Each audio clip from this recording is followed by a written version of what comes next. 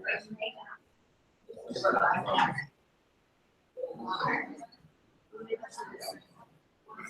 right. So,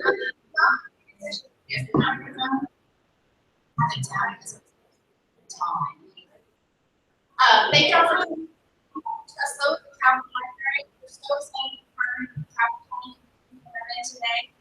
This wonderful program. Gloria Della's series on financial literacy. And I said, yeah, let's do it. So we have this on Will. We need Calvert County experts here. Gloria's going to one advice and really here to tell you what's happening. We spent every series on they want to know about really care about the topic more information on. And that the next session will be on Saturday, October 15th at 2 o'clock. And that one's going to be on money for all, which is probably know there are really big folks out there. Easy to get tracked. So we have Isabel coming. It's a special costume. It's all about scams and music speakers. So we have before on she's very entertaining and great color. So I think session we're going to turn out today. We might go through it. We need to adjust that. But again, we'll have a on the survey what you're interested in doing about retirement and distribution. That should happen in November. Buying a home, maximize where to maximize your credit score and invest for teens or some of the other topics we talked about. But we're open to other things communities and so I'm sure I will to Gloria Della.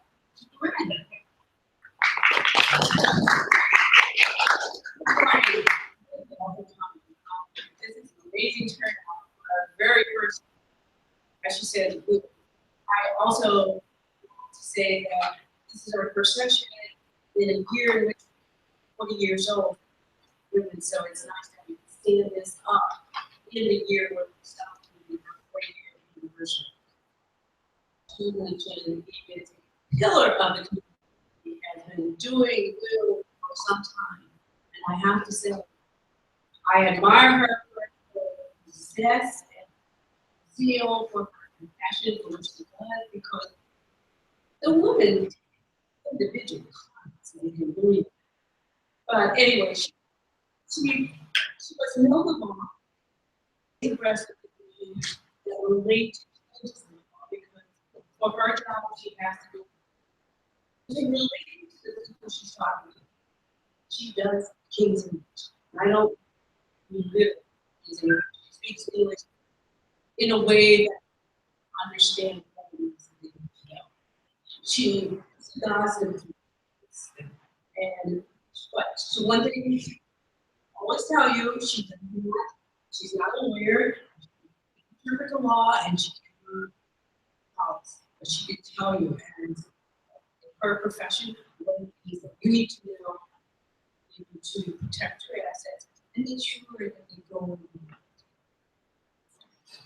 Accompanying her, but not as a speaker, but who is a family attorney. She is also one of our commissioners, which is why we begged her to do this, and she reluctantly. She is under her auntie and Phil law firm. They are here for 10 years, and she's going to answer questions, general advice on people that might relate to them. So, without further ado, to have this fifth person leader for discussion.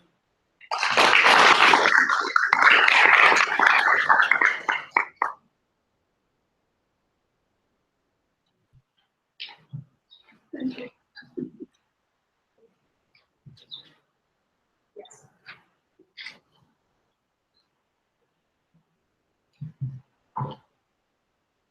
I always have to know about it.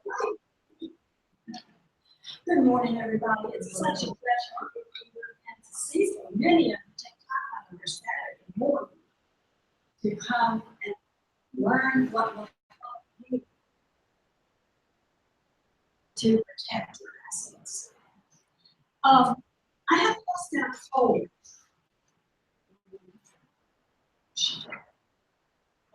I passed out folders. There's a flyer in the front that tells you why you need it. Now, everyone really needs that.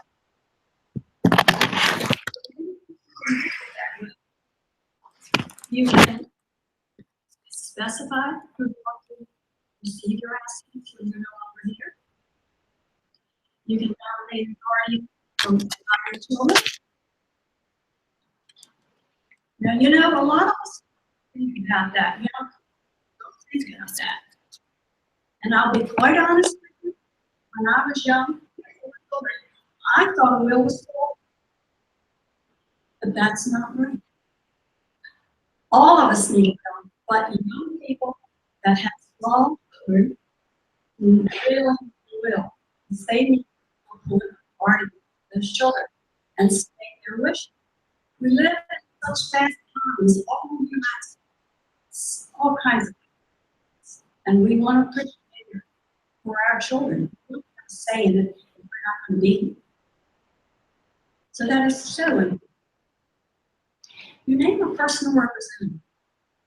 Now, a personal representative is a person that steps into your footsteps, technically, marshals all of your concerns, pays your bills, settles everything, and then distributes according to the way you have chosen.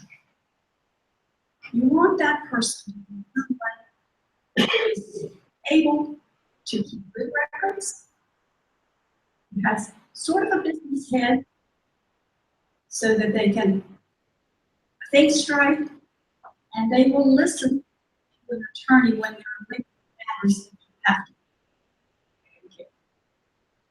So that takes some time. A lot of us enjoy our church and our charities, and we want to make a donation in our will to them. You can do that in a will. That will not happen if you don't have a will. So you can make charitable.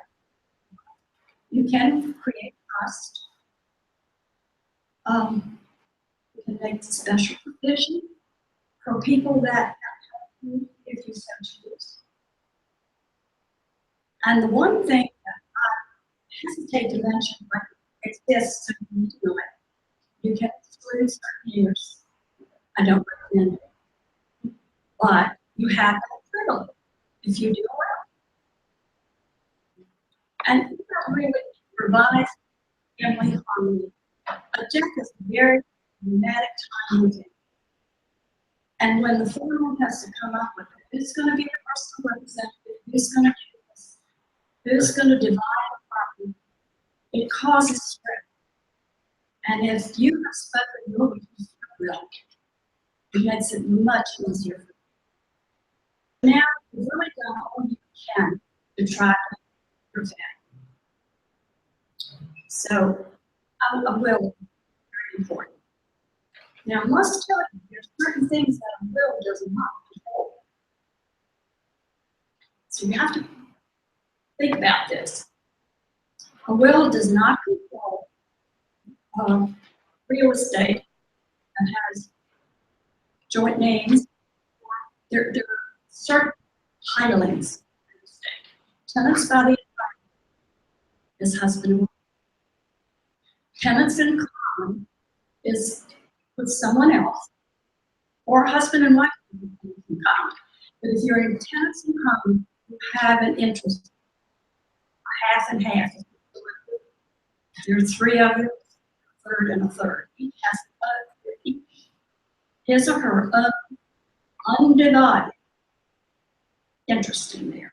So you have to, a will can control that undivided of a tenant in common. But joint tenants, or joint tenants by partnership, is not controlled. Insurance policies are not. in a will. We have had problems with wills stating, I want so-and-so to receive my real estate. And 2 years later, that person deeds that real estate to someone else. Very difficult for people. They didn't check their will. Very difficult to understand that that real estate is no longer controlled by that will. It's gone. The deed has superseded any will. So when that person died, by operation of law, we were reported to the deed. So be careful when you do anything like that with any later. There are a couple things that I think that you ought to do about making a will. How many of you have seen on the internet and advertisements, get your will package, do your own will, all this, they advertise it all. And I'm going to be quite honest with you. I don't think that's the way to do. Have you ever told someone something and meant one thing and they understood it another way? Think about it. All of us have done it. I have seen that happen in wills. So I really urge you to make it when we look at the attorney and have him or her prepare a will. They have the ability to help you decipher what you're putting in that will, so there will not be misinterpretation. You know, you're not going to be to say, oh, that's not what happened, because this will takes over half the day. So I really urge you to think carefully about that. I've seen a lot of them, and I don't want to happen to any of you. I'll give you one example. Many years ago, there was a lady who had an attorney who will. And in those days, a while back, there were people that had houses, and used to have people that came around once a week or once a month, like premiums. Yeah, remember? Hey, you know what I'm talking about. So you become friends with them quite often. And if you have a lot of family in, they become good friends. She was discussing with this gentleman one day that she wanted to make a small change in her will. And she really didn't want to pay money to have an attorney do it. He said, okay, I can.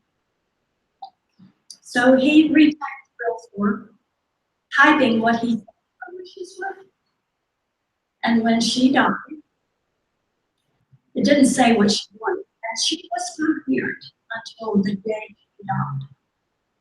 The whole family was there, and thank goodness the whole family was in agreement, because it could have been fiasco.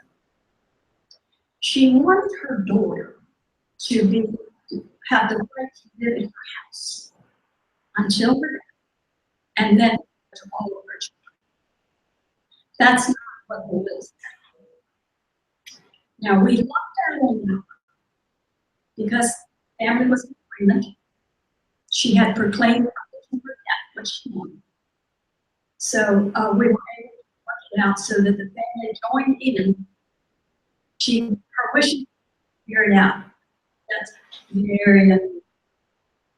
Because when someone dies, it sometimes it's that first to be. There's an old saying that money and death make strange bedfellows. Believe me, it's true. So you want to be sure you have your affairs in order so that you don't have those situations. Okay. Now, you're getting ready to make your will. I know some of you have a will already. Will should be really renewed every 10 years. major happening occurs in the family, a death, a marriage, a divorce, many things. They should be reviewed at that time. You don't have a will, even if you do, you need to read the value. And I have a list of information assets. Before you go to the down and take stock of everything you have. It might engage you to find out you might have to do anything. Go over that and when you go to the attorney. It helps the attorney. It helps you. Things go faster, they go easier, and it just makes everything go better. Also have in your letter instructions, and please take note of this. A lot of people in their will, and that's okay, but somebody else needs to know. You should have somebody fully aware of legal arrangements because they might be able to get to you. Or they should know what you wish to fill in. In fact, a lot of people have prepaid, and that works with them. You need to make someone aware of your attorney, your accountant, your tax preparer, investment counselor. Someone needs to know where to find information about your business. We have had where it's very difficult to find just what asset this person has. We might have to go to the following year from 1099 to know where all the accounts are. So that's very difficult for a person to represent, a person put in charge, if they don't know where things are. They don't know how to meet for your debt unless you choose to advise them. But you need to have it so that they can find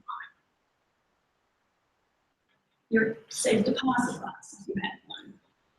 Marriage investment certificates. So take stock when you get home and take that information on us, start to put things together so that you know what you really have. Now that we have everything ready to go to the attorney to will, there are a couple other things that you should talk with the attorney about. You want a will, make a list. For this things, make a list. Because it's just like a budget. You have a couple things wrong, get there and you get one up. Because you get a little nervous. And it's just human nature. You make the list, when you get there, you tell the attorney. And then if you have questions, the attorney is here to assist you. But in addition to the will, you really should have an advanced medical. Everybody should have a medical director. It's part of your plan. And talk with the attorney about financial plan in case one will feel like you can't take care of those things, or you have to, and you can't take care of those things. You need to have someone ready to step in, someone you must step in and take care of her affairs. Now, I've had this happen, and it's not the best situation. I would use the word widow. Excuse me, gentlemen. We have more widows than widowers usually. But comes in and have these joint bank accounts, and they go in the bank. And she will say to whomever she's working with, should I take the name off?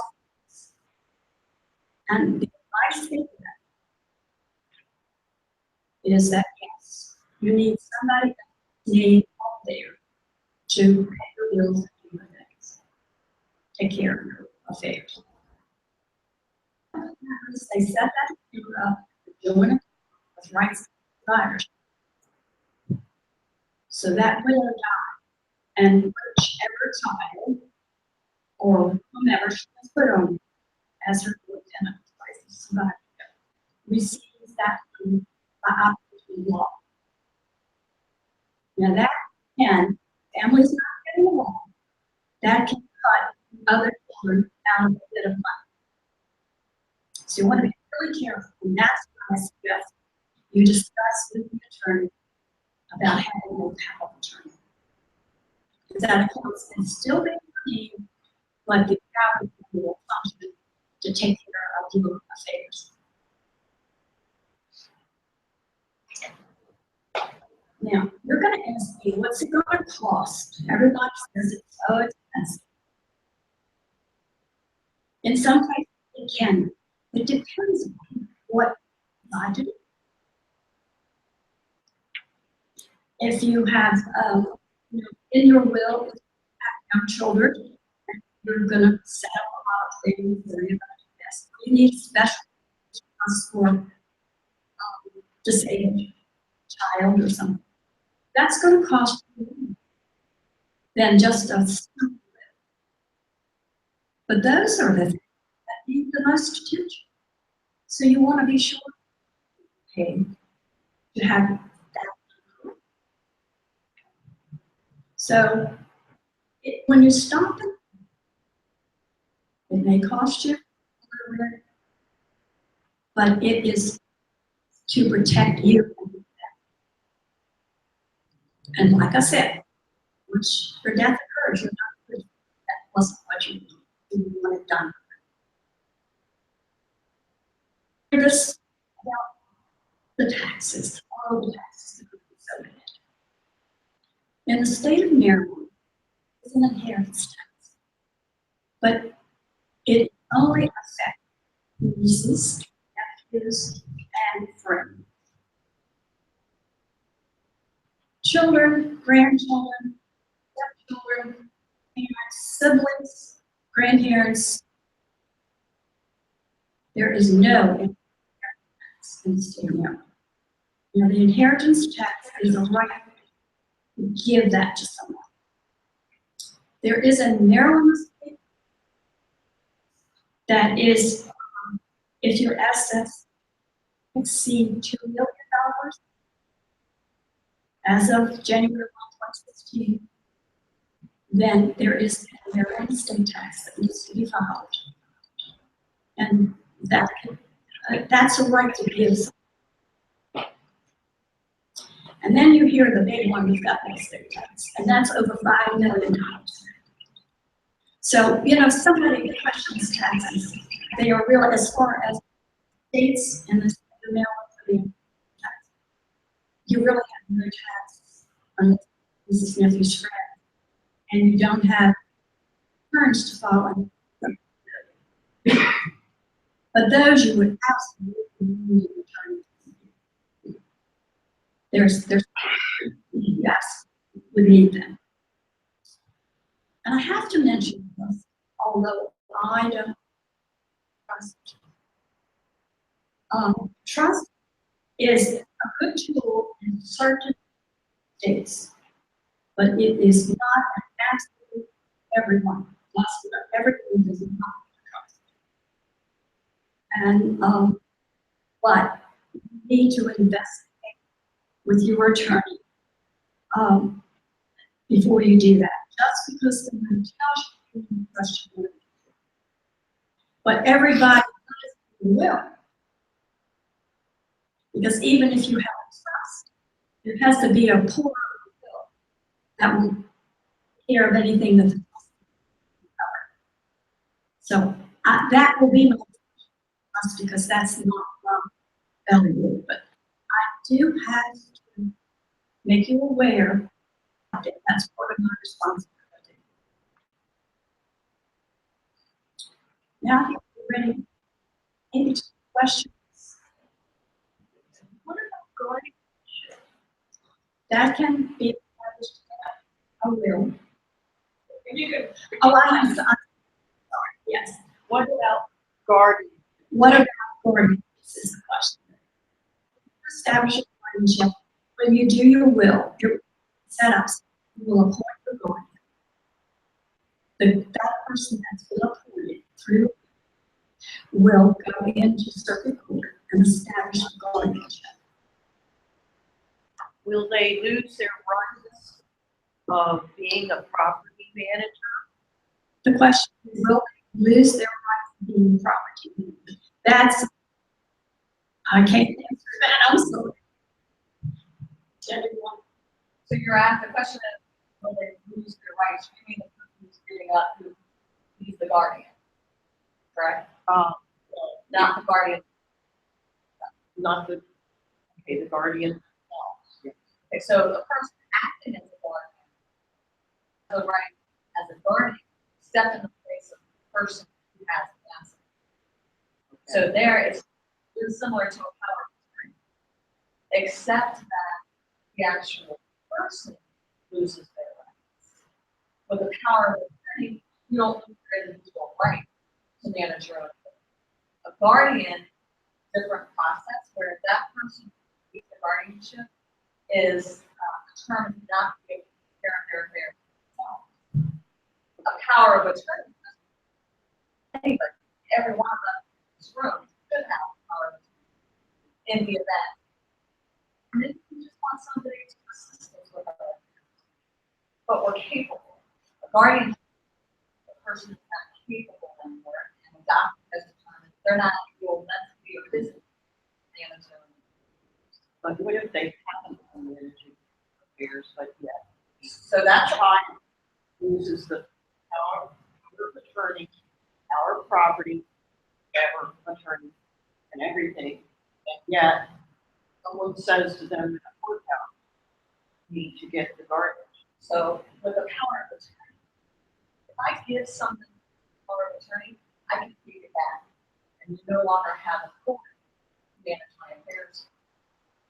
So I wouldn't be able to do that. So you would go through a court process, and the court would say, okay, we agree with you. This person is not able to manage their affairs. You have to prove it.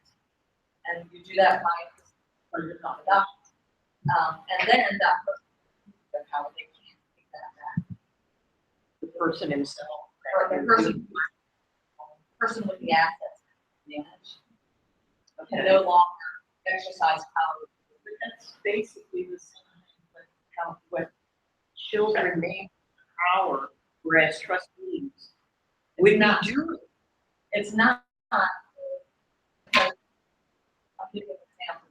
There are times when a person, Alzheimer's, for example. I'm sorry. I should be standing up. I'm sorry. So a person with Alzheimer's, sometimes they're with us, and sometimes they're not. They have no lucidity. In those moments, they may say, I don't want to do it.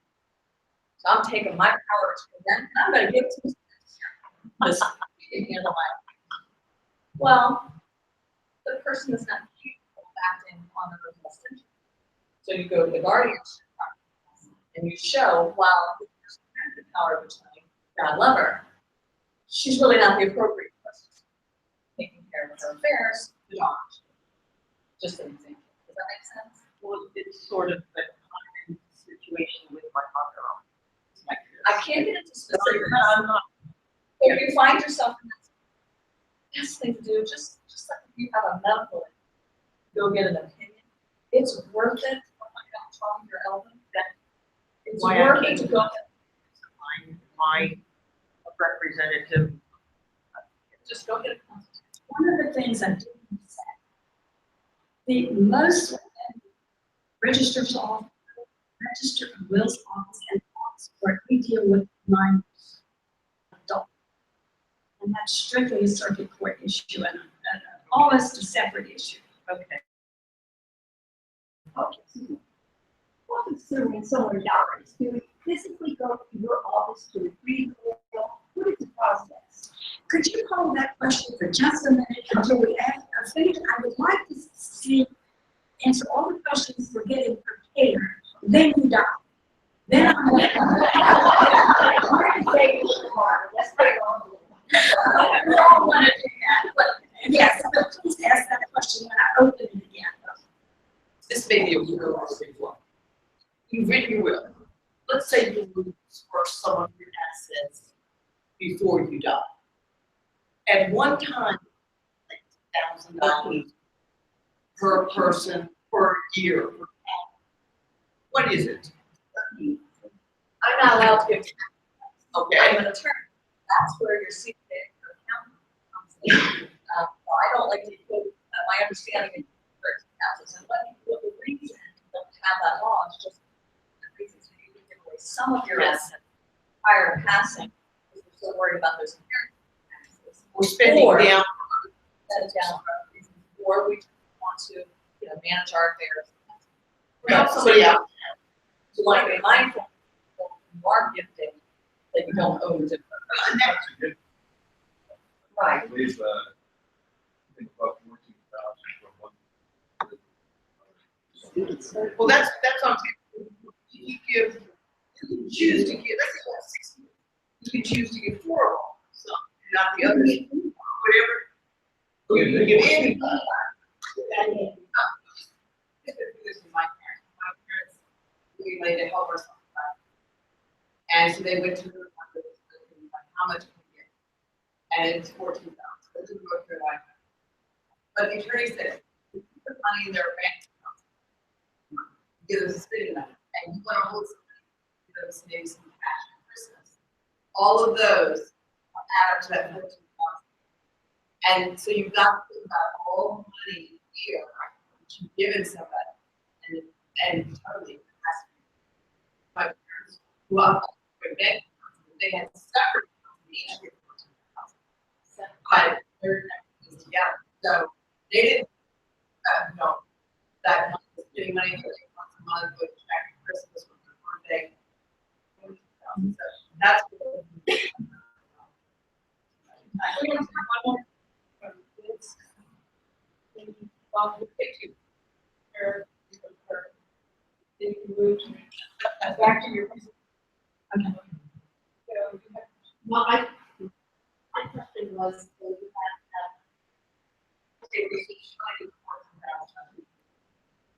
But they, my parents, they only get in totality.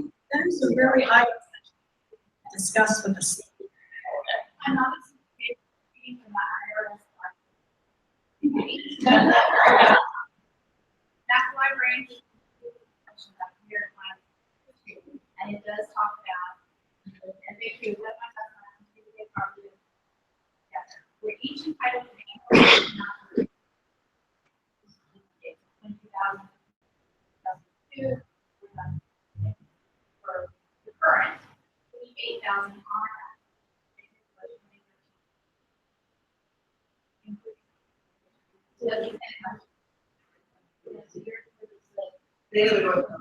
so maybe say, So I think it shows us, because we're here for financial.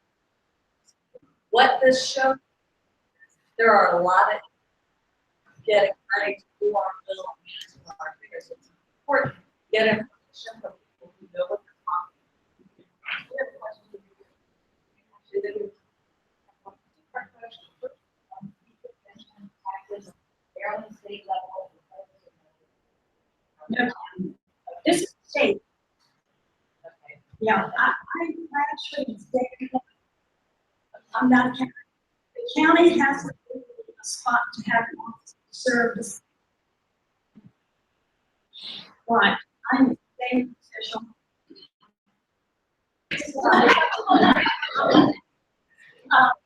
And then, but it's state, so the county doesn't have.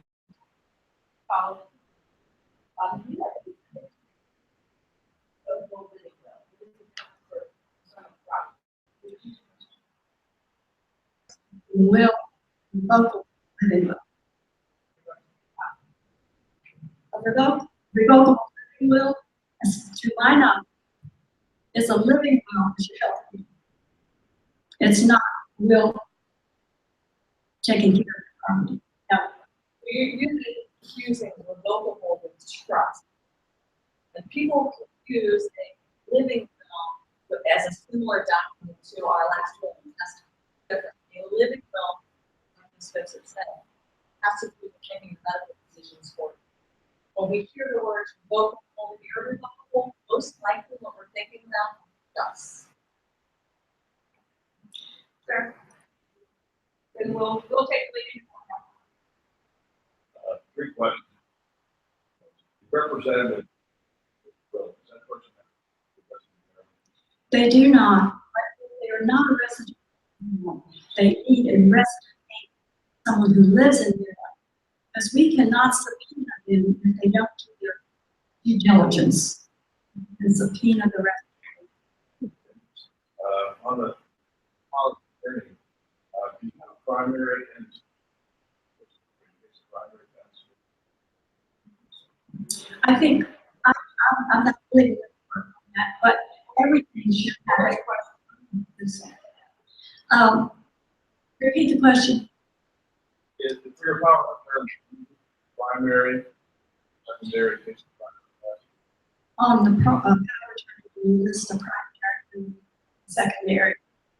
You should list the primary, a secondary, and maybe a third person on everything.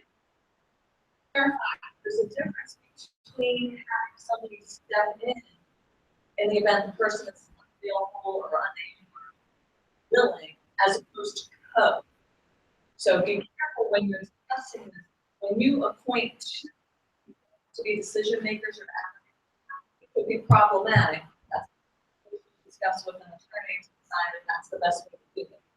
But as Ms. Phipps said, absolutely, you want to have backups to your back. The last question I have. May I add to that? For the sake of ease and swiftness for the state, I really recommend that one company yours, 2 or 3 create chaos. Because they all have to agree, they all have to come, because when they become a representative, they become one. The banks won't put the 2 names on there or 3 names. So it's really for purposes. It's I'll better. tell you more on my wife and my father. Auto accident. My daughter is. That's perfect. Your power of attorney extinguishes upon your death. The power of attorney no longer the tool used to manage your affairs. Lady back. I had something.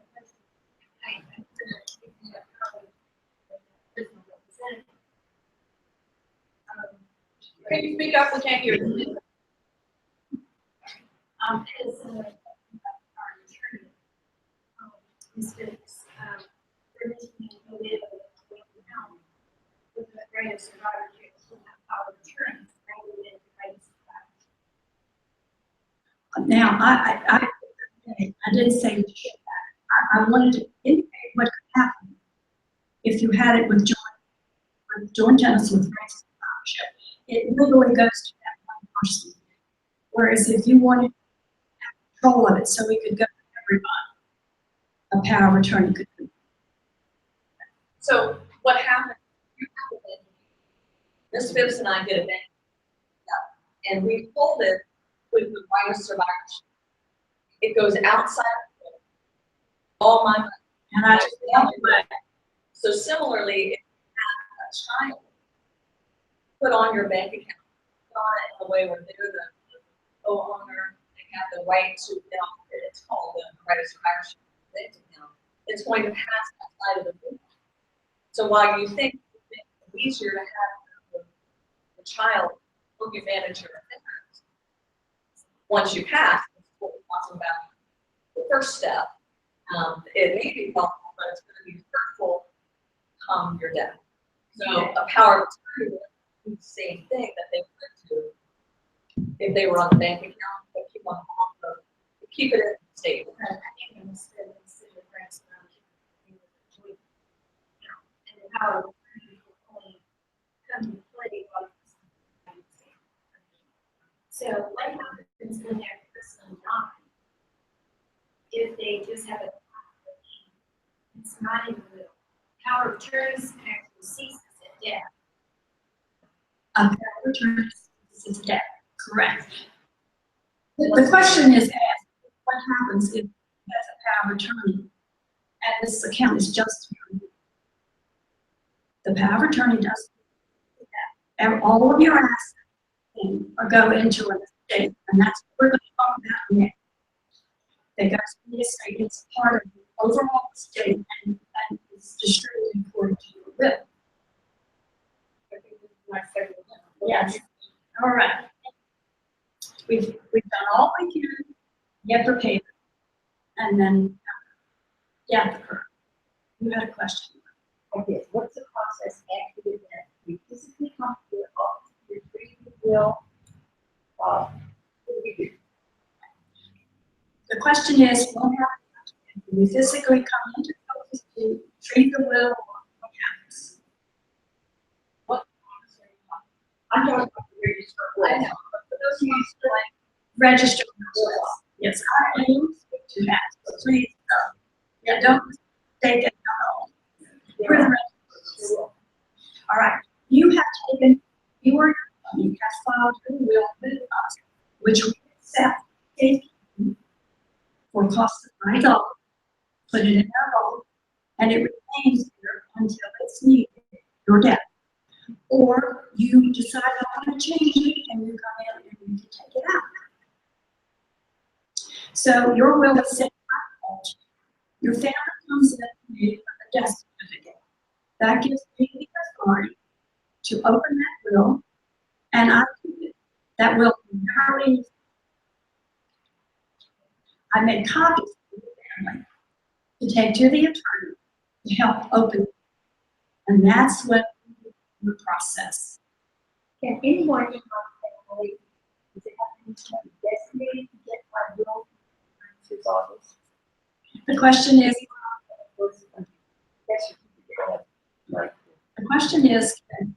has to be anybody specified to come in like that, or just the death certificate? Believe it or not, someone has to death, even if they are a child or a member of the family, I can pull that will, as long as I have a death. But like I say, the never leaves my office. Now, if an attorney decides to keep that will made it, or if someone, if you original will, which I don't really recommend, always a danger of fire that you have. It is the duty of the custodian of that will to the register of wills office as soon as it's convenient that they can get it there to secure it. It's not passed around. It's easy for someone to destroy it. And it is a criminal destroying will. So be careful. Now, you have designated a personal representative, and I hope you have told them which would be a good idea. That personal representative has a responsibility to have paperwork prepared and file with the registry there so that your will can be probated. Now you're going to ask for probate, and it's actually a legal proving of the will to be a genuine will. And we have the authority. If it's witnessed properly, we require two witnesses. And we have an attestation clause, we call it, that you declare the presence of the person will, and they declare are there with it. You do not have to present that will. You just say, sign it. And attorneys are very careful with this. They're very good about being sure that attestation clause is there, because then we can accept it with no further. Now, if you just have signatures on it and no attestation clause, all witnesses have to come forward to say that all the time. So, there's another reason to do your will, to be sure it's done properly. And it saves work for the representative. Once the papers are prepared, usually a personal representative, it's usually the personal representative comes to the office with the death certificate. Other times, other things happen, but we give them a copy of the will. They go to an attorney, prepare the papers, and then present to us. We have to set a bond of $50,000. In this state, or over $50,000. We have to set a bond because the personal representative needs to be bonded to be sure that they do this properly and whatnot. And it's all filed. Everything gets filed. We appoint them. The notice in the paper. You see the notice in the newspaper, and then the personal representative begins their work. And now we move on. In 3 months after the date of appointment, we have an inventory file, and that is a listing of all assets that were owned individually by the joint assets reported on an information report, but they are not in these days. That is one of the most difficult things for some personal representatives to understand. Anything that's jointly owned does not come into effect. Tenants in common, undivided, comes into the same, and any other individually owned vehicle, everything is part of the estate. Investment accounts, adjusting, bank accounts, everything. All of that's put together, and then we got the gross estate. Credit has 6 months from the date of appointment. I'm hard. Beg my pardon. They have 6 months from the date of death to file these. Now, some people think if they wait until someone dies this month, that's going to take care. But creditors can file after that. And we have a good system to take care of that. And we have a good team that helps us to keep track if the personal representative is timely. Then the reminder note. 9 months after date of appointment, they have to file the filing account. But in some cases, the estate is much too complicated to have your final. But they need to file it, and then 6 months after that, they file the other account. And that's how we keep track of it. And when all the bills are paid, all the issues are resolved, then we can. And that was presented to us. My office is responsible for the administration of all of that. We audit the accounts, and then the court needs to approve that final account. Some of you wonder what the court does. They are that resolve issues. If people are agreeing something will, or they're disagreeing something on the county, that's the court. But if the state moves through the court won't even know there's anything in there, close it. Any issues that come up are sent over, they know. But we handle all of these things. I think we can take some questions. My name's Calvert. The lady in the lady. Didn't have a strange child,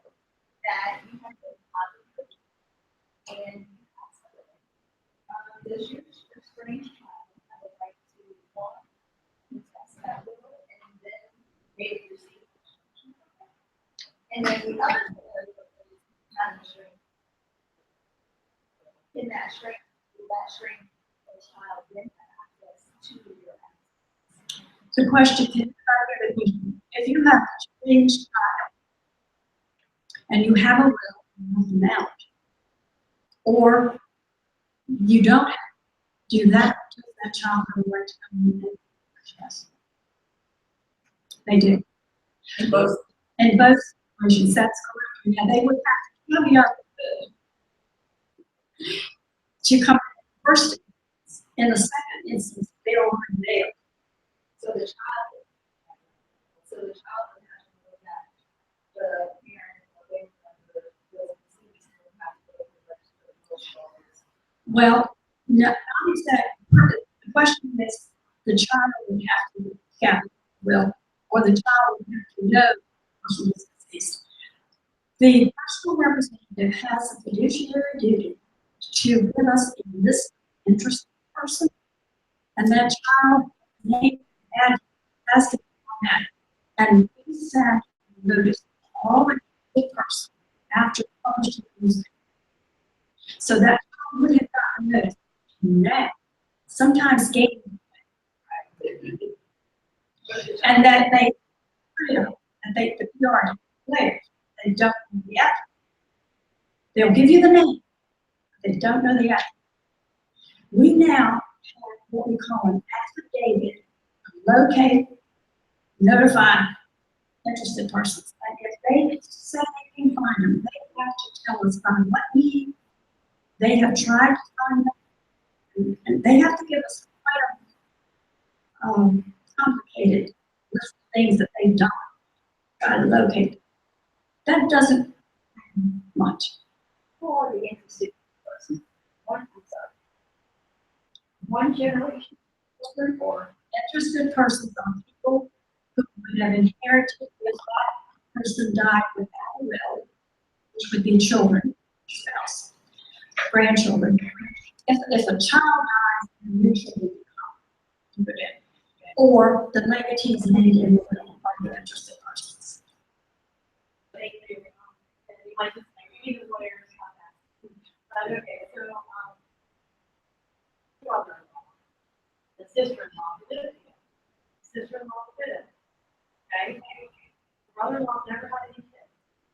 He's, got those issues, and they don't have any together in the house. Basically, everybody died, those two are, that's where they come from. Okay? So, how do they have to do the property? My uncle died. My mom, how do we know, like, his half of the house that they were together goes to her? How should we tell? Conversely, if she dies, how does it, you know, she's the only one with hair. She's never been there. This question is almost too complicated. I think that this applies to, they need to see an attorney. That's what I was thinking. Yeah. Yeah, we just, it would be impossible in this one. It's specifically like every, there's so many questions you don't even know to ask. Yeah. So, go see how. Yeah. Thank you. Lady, so what happens if this file, they die, then another will is passed, as requires. They change their mind, which will, The most recent will. The question is which wills? If you make another will, the newest will is the will that we will file the old will, we will save it, see later will. is there a requirement to file a will? Die? The question is there a requirement to file a will with you before you die? No. We provide the safety purpose because it's centrally located in Florida, where most people would hope if they didn't know. But you do in your safe deposit box, and it's not specific deposit boxes. And if you don't have it on your safe deposit box, the register, limited order, register can go in the box, search your will, or if you have it at home, someone needs it. This gentleman is. This question may acknowledge other states. Say I want a residence somewhere else. I had rental property. I passed away. So Maryland has to do, you're going to do a trust on that property. The domicile controls where in your estate. If you had an estate in the other state, rental property in your state. Okay. Did you have a state in Pennsylvania? Yeah. All right. Maryland has a procedure called foreign personal representative proceeding, where we will accept the appointment in Pennsylvania. We have reciprocity in Pennsylvania, those states in the United States, where we accept the appointment. So they send us what they call an exemplified copy of the will and the proceeding to Maryland. We do the foreign person just to clear title to that real estate. Margaret, can I get you quickly? So you've been talking about the process. Can you talk a little bit about what administration had? The letter of administration, for lack of a better word, then nothing without a administration and a seal of the file. You go to establish a personal representative, establish a bank account, and here is the letter of administration. That is the authority that says you have the to take care and manage. You are a fiduciary. You're responsible. Just by saying it in the will, that's not enough. By saying it will, no. People have come in the office, I am this and that in the will, and I said, I hate to put it this way, a will is up to writing. He said, it's okay. We have to prove, look at it, where the signatures are right, there's no marking on it, because then it has to go to court judicial. Once it's okay, file the paperwork and say everything is okay, and we issue letters of administration. Now you're in business to proceed. That's how you get, somebody had asked about how I get the bank account, I don't have the power. That level of administration that take to all of the names of the deceased person had an account, and they will close that account, and you have to be required to open up in a state of so-and-so, and those get transferred into the account. Now you're in business with their money. You gonna take a question from here because they never got one. This is kind of like it's the same reciprocity. Let's say you registered your will here in Calvert County, and you moved to Michigan. You're from the state. The original will, would you have to, before death, would you get a copy from Maryland and register it in Flint, or what would you do? What could you do? Did everybody have that question? Okay. If you have a will here in your life and you move to then what happens is basically, move to Michigan, I would recommend you take the will with you. But let's say it's already filed. But you have the right to come and take it out. So Only if you. You. Before while you're still Right. Only you. Don't send your husband. Not going to give it to him unless he has a letter for you. I mean, we have to do that way. Yes. And I had somebody 10 years ago come there, and he had a letter from somebody and just changed your will that he wanted to draw her will. I can't let you have that will. I've got to have it. And I mean, you have to do that because if people are mad at each other, husband and wife, one could come in and so you have to have controls. Okay. You have a will, and you don't want it to be changed, not unless it was only allowing 3 other people. Is that legal or not? other words, you have a rule that says this rule cannot be changed, not unless you all these other three. Because sometimes sick, someone may say, well, this is why do will, and then they can. In other words, it supersedes. You said the last word is. The news will, okay, the question is, if you have a will, and say you get sick, 2 or 3 people that manufacture a will, what you're saying, and they're going to then sign your name. Any attorney, there is no attorney I know that would draw a rule for something like that. I just can't envision that happening. I'll be quite honest. Well, Saying, yes, I need to draft a will for people, so I'm gonna meet that person. Now, I don't know so much to determine if the person is competent. And I will tell you that is a very low threshold. It doesn't take a lot to be considered competent to manage your own business. So, you know, what will then happen is the later litigation comes down when the heirs caveating early.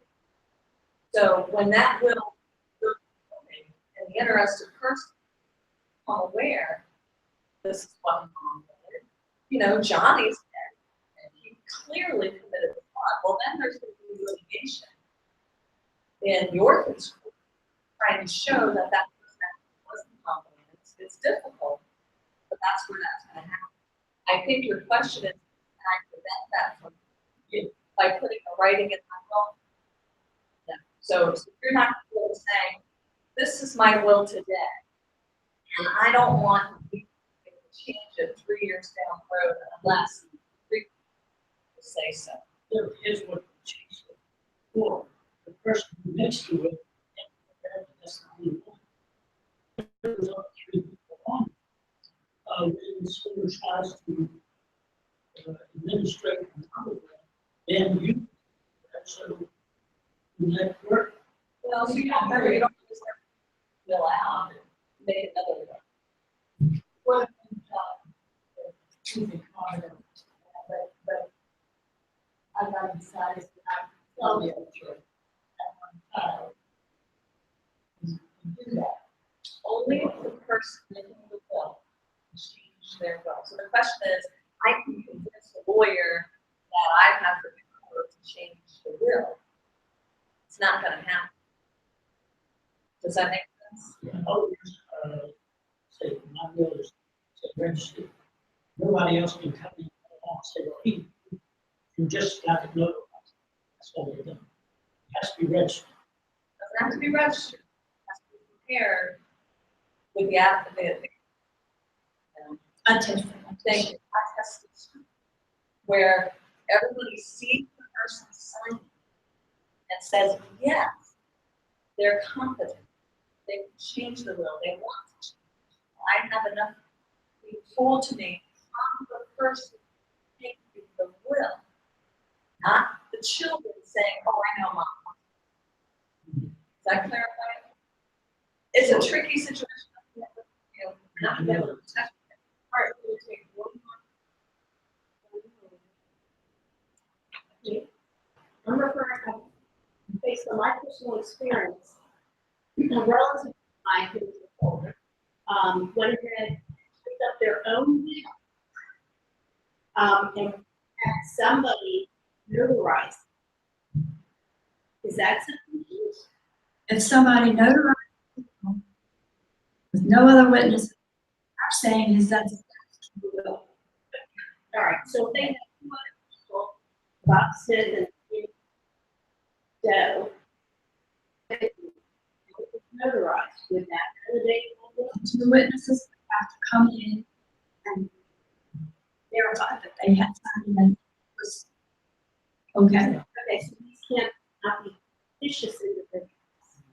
Okay, No, they cannot. They cannot be fictitious. and obviously, older person would actually have to sign and their of that person? A power of attorney can't change the will. Okay, correct. I'm talking about the will itself. There is no power of attorney, the will itself. And gets everything, and everybody else is excluded. And I don't know if that's the same situation. Some people come in and say, well, this is the new most current thing. If there is two witnesses. If it's two witnesses, it will be, but it will be, they witnesses have to come. But the reason why I mentioned power, it came up a little bit earlier, and I just wanted to put that in before we end with that. Power, if you have a power, they can't change it. You know, I hope you won't take offense at this, but I tell people, a person has the power in ceases of death, and I know people have come after death. I say you might as well put it in. Yeah, that sounds like it's crude, and I apologize, but it's that kind. It's that kind. We do have one more with our form. I just wanted to kind of like the left side, which is a real estate for our business, two examples. Because being in real estate, we had a marriage, divorce, his first wife died, then he got married. They put on her name, put on. He eventually died, and so it went to her. He had children from the previous marriage, and one with her. And at the critical point, she did ready to try to go on her, was going to sell the property, and boom, because he's been past 10 years, one of the other children tried to open up their way and passed and wanted to part. We see this a lot in the succeeded, but she never got her name. We had the old wife's name. So now we're in a future actually being, you don't want to probate to take care of it. You're looking at that house for 9 months or probably longer for the process. The other time, couple divorced. She went on, but they were divorced together, so they couldn't do it. But in the meantime, he passed away. His side of the family decided they want a portion of his property. Probate once again in both names. No, and this is it's confusing the whole path in your system because you just identified maybe the 9 months and you so it's just for a part of one line anything goes wrong. So coming back with very important real estate because of the will and so I just want to kind of say complicated right care along the way. Yeah, that's the situation here that you're just talking about. And there is one example in your file of a divorce, not divorce, but widow marrying a widow, and they're putting the widows on the home. And when the second one died, the home went to his family and left and altogether it's an example. Now, the one you were speaking of, they didn't do anything. So yes, according to Maryland law, it goes to the three. His half went on, then she would have, depending on when he died, she would have gotten 15,000. And they would have each gotten half. But it all depends on the law change constantly, and distribution can change. So there's a variation of circumstances in your example. So you do, and things need to be handled properly. When someone dies, you need to check to be sure that clean up all the affairs, not cut it off. This county is noted and it can create enormous problems. So, let's all look at our assets, decide what we're gonna do, get our wills in order, get our assets all together, and so that when the time comes, you'll be ready and you'll have to. If we give her a hand.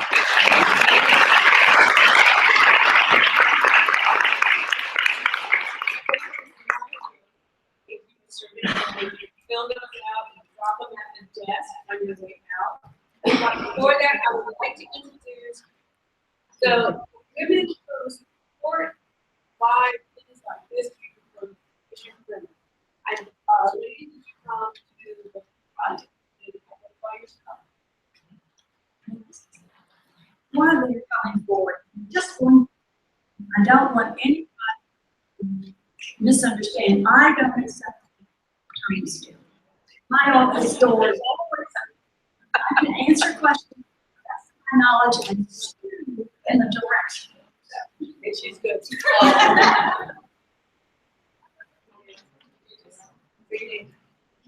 Good morning, ladies and gentlemen. My name is Margaret, and I'm the Calvert County Commission. I'm Sarah. I'm secretary. I'm John Leadership, and I am treasurer. Erin, the vice chair. I'm Brandon Tremont, and associate. If you have any questions, however, You already met me. I'm also a commissioner, and I just want to thank all of you for coming today. Hope you'll come to our future seminars. Very important to get your feedback, but we want to know if you want to doing this. Thank you. We have so much fun. There are some things we have in the back, and there's a pencil back there. My name is Gloria Della. Any questions? Do visit our website. Because we decided to populate the website with all the things you need to know. If you can't find us, just go to the county commission, pull down, drop down, menu, and you'll find it. Please have some water, all the refreshments in the back. Take some with you if you want to. And thank you for